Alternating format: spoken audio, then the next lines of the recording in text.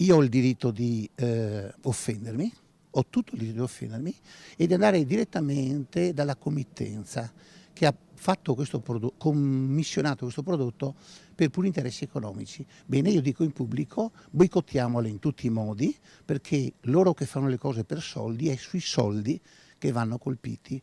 Questo è il loro divino quotidiano e io li contesto sui soldi. La pagheranno cara.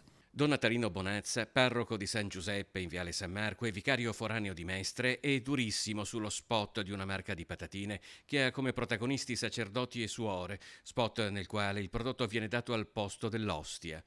Un piglio che probabilmente vorrebbe essere ironico e che invece, secondo Don Natalino, è carente persino dal punto di vista creativo. È un prodotto vecchio, nato vecchio, perché si nutre di cliché da film di cassetta anni 70, alla Lino Banfi per dirla tutta, perché non è inclusivo, dà un'immagine irrispettosa e denigratoria sia delle donne consacrate, giovani o mature che siano, sia del prete che è un rincitrullito, perché non sa distinguere particole da patatine, insomma una vera e propria presa in giro. Redattore dello spot, sul quale si è abbattuta tra l'altro la scure del comitato di controllo dell'Istituto di Autodisciplina Pubblicitaria e un pubblicitario padovano. Hai avuto modo di parlare con dei suoi parrocchiani?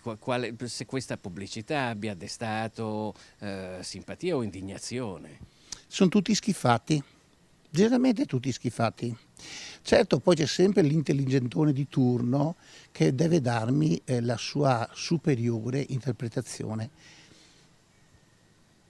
Non mi cambia, cioè l'intelligentone di turno che deve comunque giustificare ciò che non è ammissibile, a livello di convivenza civile non è ammissibile. Lo lascio nelle sue convinzioni, non perdo tempo. Altrimenti farei pubblicità alla pubblicità, punto.